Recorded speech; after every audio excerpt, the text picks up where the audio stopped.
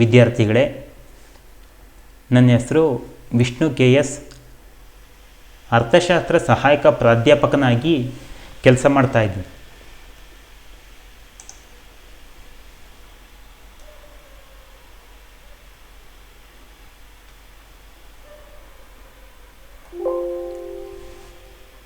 ಈ ಸೆಷನ್ನಲ್ಲಿ Davanagere university 5th semester ಎಕನಾಮಿಕ್ಸಲ್ಲಿ ಮ್ಯಾನೇಜರಿಯಲ್ ಎಕನಾಮಿಕ್ಸ್ ಈ ಸಬ್ಜೆಕ್ಟಲ್ಲಿ ಲೀನಿಯರ್ ಪ್ರೋಗ್ರಾಮಿಂಗ್ ಅನ್ನೋ ಚಾಪ್ಟರ್ನಲ್ಲಿ ಪ್ರಾಫಿಟ್ ಮ್ಯಾಕ್ಸಿಮೈಜೇಷನ್ ಈ ಕಾನ್ಸೆಪ್ಟ್ ಬಗ್ಗೆ ಈಗಾಗಲೇ ನಾವು ಹಿಂದಿನ ಸೆಷನ್ನಲ್ಲಿ ತಿಳ್ಕೊಂಡಿದ್ವಿ. ವಾಟ್ ಈಸ್ ಪ್ರಾಫಿಟ್ ಮ್ಯಾಕ್ಸಿಮೈಜೇಷನ್ ಮತ್ತು ವೇಸ್ ಟು ಪ್ರಾಫಿಟ್ ಮ್ಯಾಕ್ಸಿಮೈಜೇಷನ್, ಲಾಭ ಗಳಿಕೆಯ ಮಾರ್ಗಗಳು. ಈ ಕಾನ್ಸೆಪ್ಟ್ ಬಗ್ಗೆ ಹಿಂದಿನ ತರಗತಿಯಲ್ಲಿ ತಿಳ್ಕೊಂಡಿದ್ವಿ. ಇದರ ಮುಂದುವರಿದ ಭಾಗ reasons for firms to have a discretionary profit target.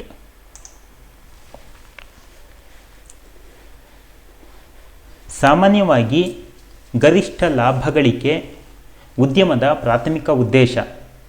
ಆದರೂ ಜಗತ್ತಿನಲ್ಲಿ ಉದ್ಯಮಗಳು ಗರಿಷ್ಠ ಲಾಭಕ್ಕೆ ಬದಲಾಗಿ ವಿವೇಚನಾಯುತ ಲಾಭವನ್ನು ಗಳಿಸೋದಕ್ಕೆ ಪ್ರಯತ್ನವನ್ನು ಮಾಡ್ತವೆ.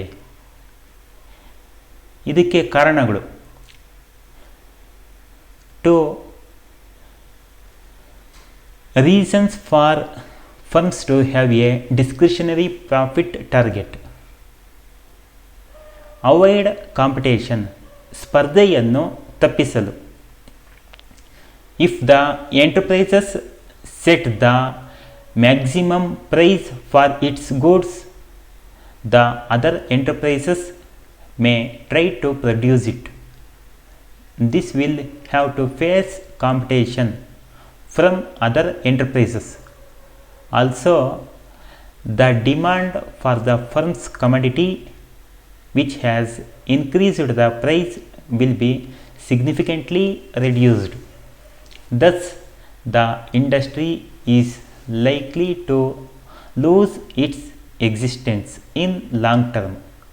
Therefore, firms seeks to make a discretionary profit by fixing a lower price with a view to maximizing profitability while maintaining a long-term existence.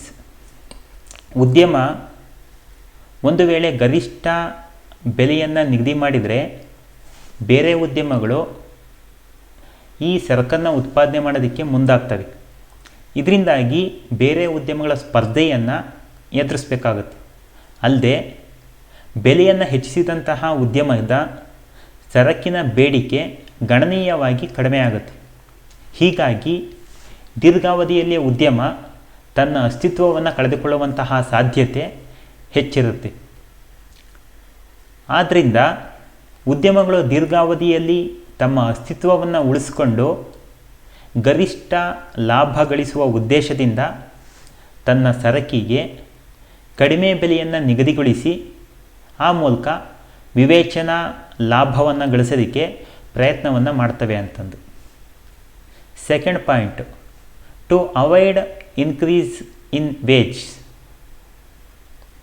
If the enterprise is making higher profit, worker can put up with the demand for wage increases. Workers also required to pay a share of the profit earned by enterprises. To avoid this, the industry has set a discretionary profit instead of maximum profit.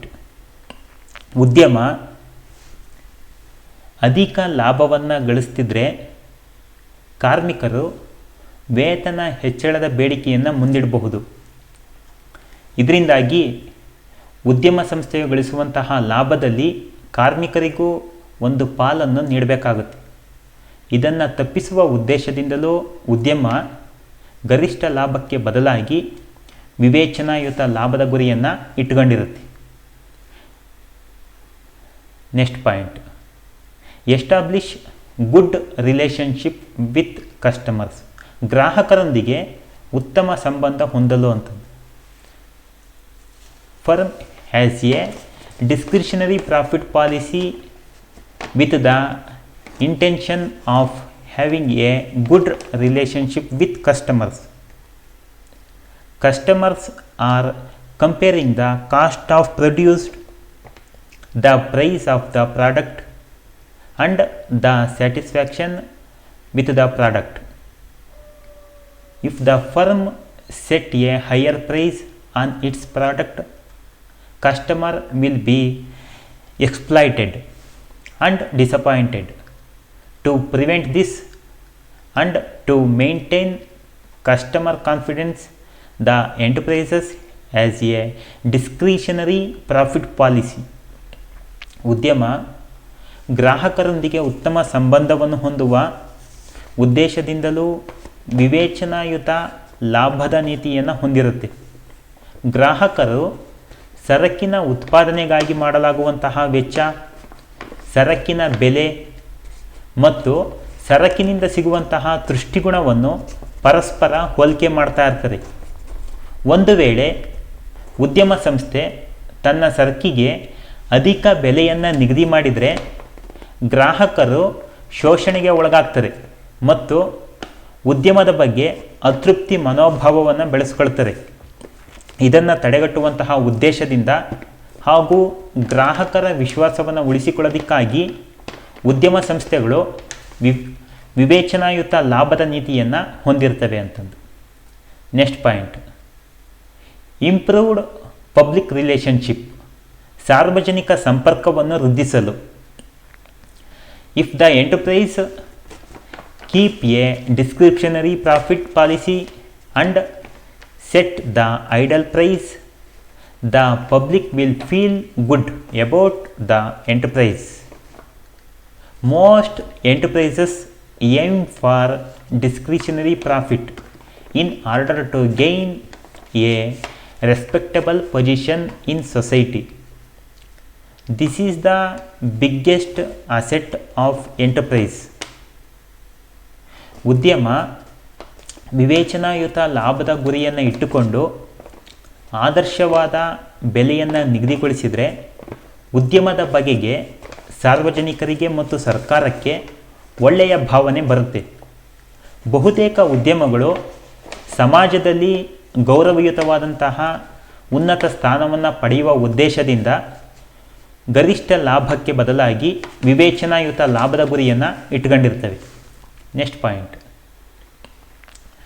To keep good employer and employee relationship. ಉತ್ತಮವಾದಂತಹ ಕಾರ್ಮಿಕ ಮತ್ತು ಮಾಲೀಕ ಸಂಬಂಧವನ್ನು ಹೊಂದಲು. The best policy is to invest a portion of the profit into workers welfare activities with a discretionary profit target. This is because the contribution of workers to success of the enterprises is high. This will create a better relationship between employer and employees and enable the industry to have a better base. ಉದ್ಯಮ ಸಂಸ್ಥೆ ವಿವೇಚನಾಯುತವಾದಂತಹ ಲಾಭದ ಗುರಿಯನ್ನು ಹೊಂದಿ ಸಾಧಾರಣ ಲಾಭವನ್ನು ಗಳಿಸುತ್ತಿದ್ದು, ಆ ಲಾಭದ ಒಂದು ಭಾಗವನ್ನು ಕಾರ್ಮಿಕರ ಕಲ್ಯಾಣ ಚಟುವಟಿಕೆಗಳ ಮೇಲೆ ಹೂಡಿಕೆ ಮಾಡುವುದು ಸಹ ಒಂದು ಅತ್ಯುತ್ತಮವಾದಂತಹ ನೀತಿಯಾಗಿದೆ. ಏಕೆಂದರೆ ಉದ್ಯಮ ಸಂಸ್ಥೆಯ ಯಶಸ್ಸಿನಲ್ಲಿ ಕಾರ್ಮಿಕರ ಕೊಡುಗೆಯೂ ಸಹ ಅಪಾರವಾಗಿರುತ್ತೆ.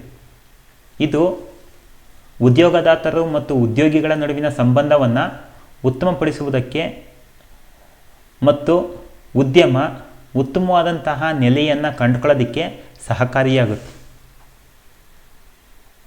ಅಷ್ಟು ಉದ್ಯಮ ಸಂಸ್ಥೆ ಗರಿಷ್ಠ ಲಾಭಕ್ಕೆ ಬದಲಾಗಿ ವಿವೇಚನಾಯುತ ಲಾಭದ ಗುರಿಯನ್ನು ಹೊಂದೋದಕ್ಕೆ ಕಾರಣಗಳು. ಕೊನೆಯದಾಗಿ Multiple choice question.